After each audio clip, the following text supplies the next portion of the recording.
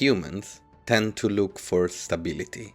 It makes us feel safe to have continuity with our past. And once upon a time, continuity meant one thing in Western Europe: an emperor. Since the days of Augustus, for centuries, Europe had an emperor to rely on. Even when the emperor was incompetent or crazy, it was good to have someone to blame. And yet, for 3 centuries, after the fall of the Western Roman Empire, Europe had no emperor. When Romulus Augustus was deposed in 476, the imperial dignity that had once unified the ancient world vanished from Italy and passed solely to Constantinople. There, in the shining halls of Byzantium, emperors still wore purple, ruled over the remnants of the empire. But in the west, among the crumbling roads, forgotten aqueducts, and fading memories of Roman grandeur, power had fractured. Kingdoms rose and fell, dukes and counts waged petty wars, and kings ruled not by universal right, but by pure and simple might. Up until Charlemagne. By the year 800, the king of the Franks had done what no man had done since Rome's collapse. He had carved out an empire that stretched from the Pyrenees to the Elbe, from the North Sea to the shores of Naples. He had destroyed the Lombards, crushed the Saxons, humbled the Avars. He stood as the undisputed master of Latin Christendom. In power, in reach, in sheer majesty, there was no equal. He was everything he needed to be, other than the emperor. And the title mattered. And why did the title matter? To be the emperor meant to inherit the legacy of Caesar. Emperors were chosen not just by men, but by God. And in the 8th century, there was only one man who could confer that kind of legitimacy: the Pope. But to receive the title was different than to take it. To receive the title of emperor was to accept that someone else could bestow it, and by bestowing him, make himself higher than the emperor himself. And so began one of the most brilliant, subtle, and frankly amusing games of power in medieval history, a high-stakes dance between the warrior king and the Roman bishop, each trying to outmaneuver the other, each pretending to be the humble servant, while both knowing exactly what was at stake. This wasn't just about placing a crown on a head, it was about answering a question that would shape the entire Middle Ages. Who had the right to bestow supreme authority? The sword or the pastoral staff? The man who ruled or the man who spoke directly to God? This duel was fought on Christmas Day of the year 800, but before we reach that moment, we need to understand how these two men, Charlemagne, king of the Franks, and Leo, the Pope of Rome, ended up circling one another like wary lions in the ruins of an empire. Because the coronation of Charlemagne was not just an accident of ceremony, it was the climax of decades of anxiety, ambition, and opportunism. It was a moment centuries in the making, and it changed the world forever. The first step in this political dance was in 796, when Empress Irene, in Byzantium, blinded and deposed her own son. She shattered the illusion of continuity, and for the first time in history, the Roman world had a woman on the throne, with no Western emperor to balance her out. This of course created an opening. If Irene is illegitimate, then a new emperor can be crowned. The seat of true authority had been abandoned.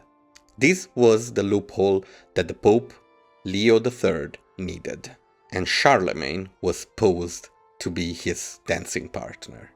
Now, Leo was no Gregory the Great. He was not beloved. He did not command deep respect in Rome. In fact, in 799, just 1 year before the coronation, Leo was attacked in the streets.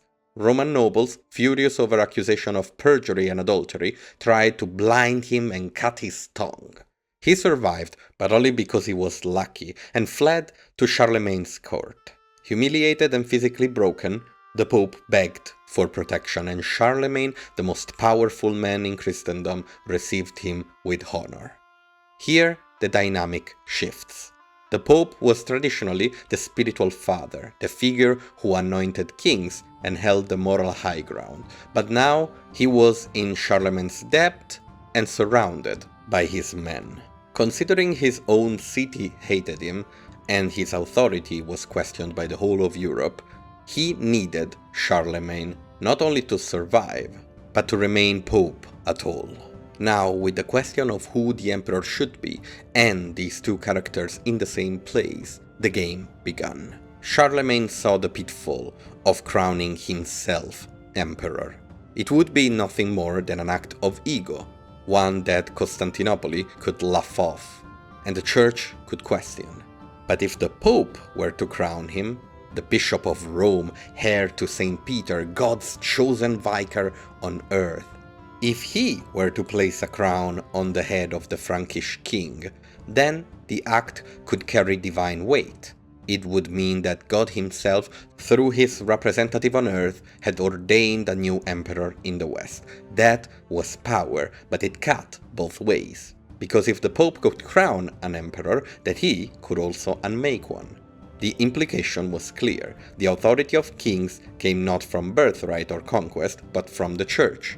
This was not just legitimacy, it was dependency. The Pope would become the maker of emperor, the gatekeeper of God's earthly order. And Charlemagne knew this. He was no fool. He had no intention of becoming a puppet crowned by a grateful priest. He was a warlord, a lawgiver, a ruler of vast territories. His authority came from victory, from administration, from oaths of noble and the fear of his enemy. To be crowned by the Pope was dangerous. It meant ceding a part of his independence, accepting that even he, the most powerful man alive, needed the blessing from the church, that was often corrupt as it was holy. There was no simple right answer, and the game had begun. Charlemagne did not ask to be crowned. He made no public mention of the imperial title. He avoided any statement that would suggest ambition. He simply arrived in Rome under the pretense of restoring order, presiding over a trial to clear Pope Leo's name.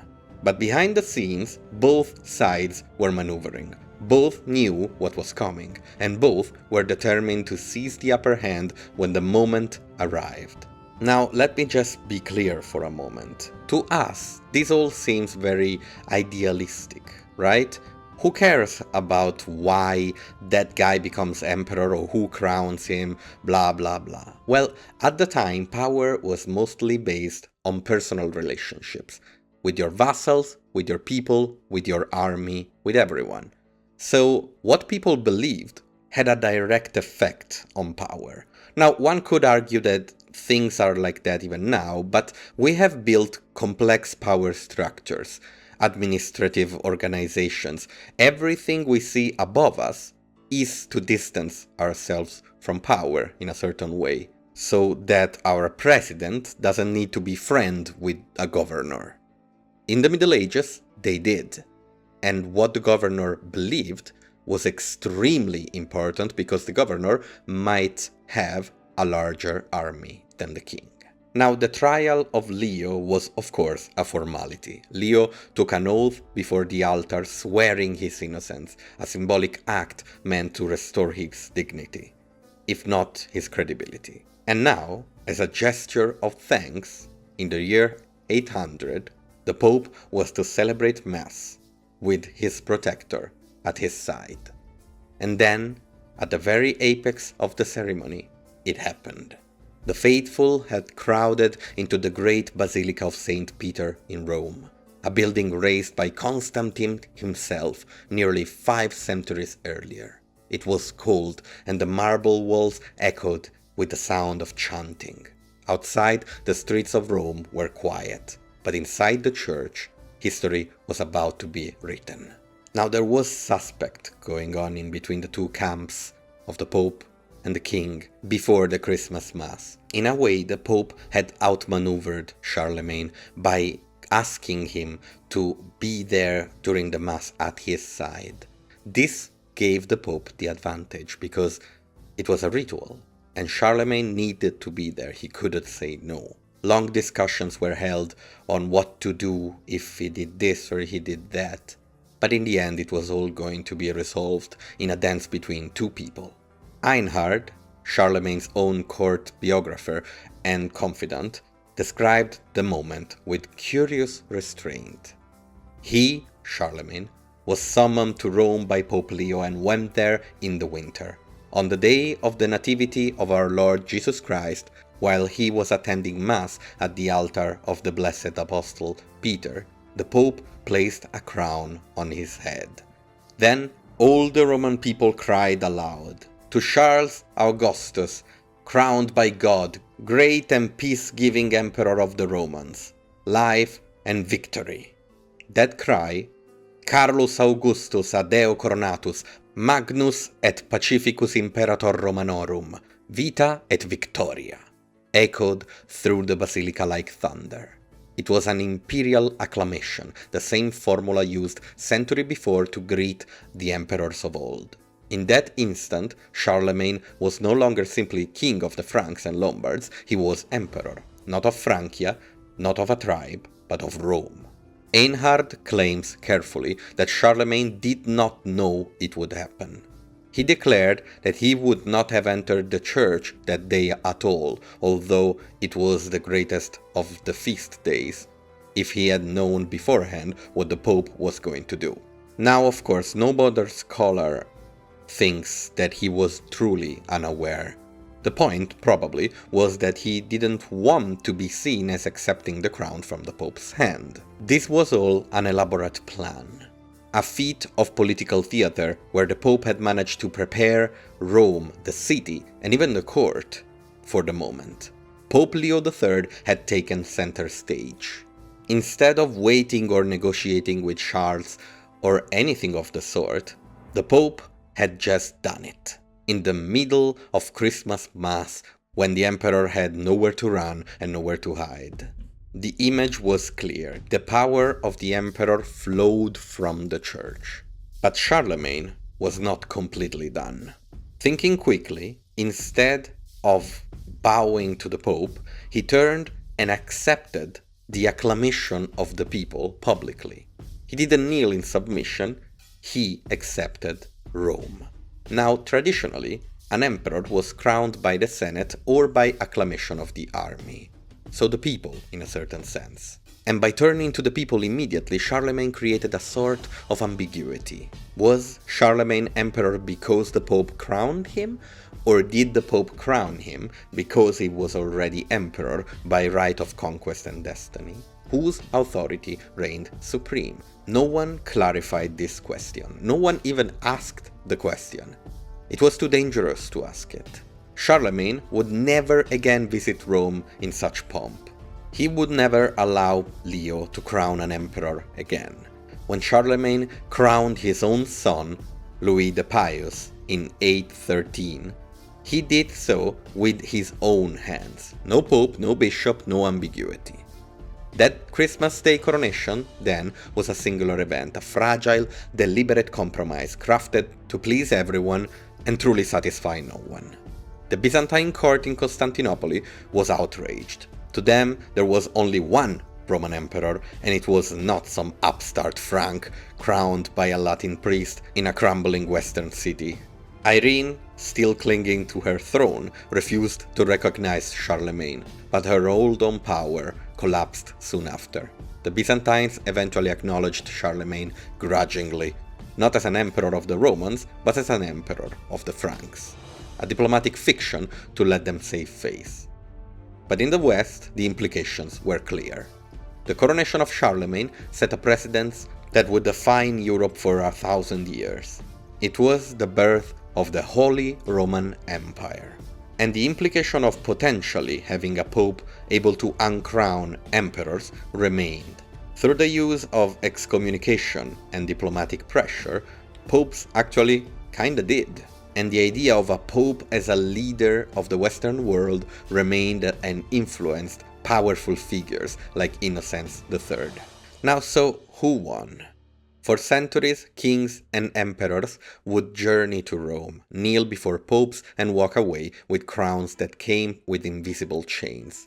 Some would try to break those chains, some would wear them proudly, but in the end I think we can confidently crown Leo III winner of this confrontation. He had established the power of the church on a level never seen before, and in doing it he had created a great duel between the emperor and the pope that would go on for centuries and become the underlining theme of medieval Europe. I hope you enjoyed this quick recollection of the coronation of Charlemagne. Please leave a like, subscribe if you aren't, and I'll see you soon. Have a good one.